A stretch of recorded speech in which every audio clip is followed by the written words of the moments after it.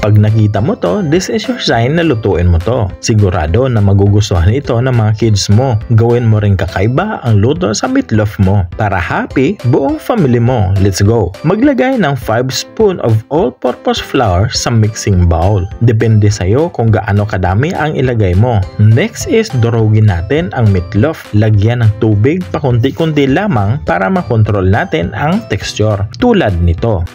Maghiwa ng cheese ng pa-cubes. Mas maganda kung melted cheese ang gamitin. Gawin ang ganitong proseso.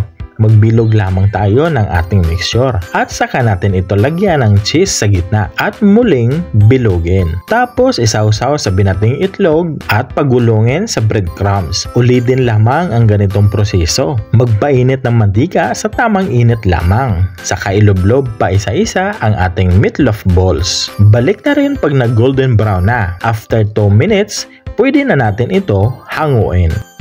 Wow! Look at that!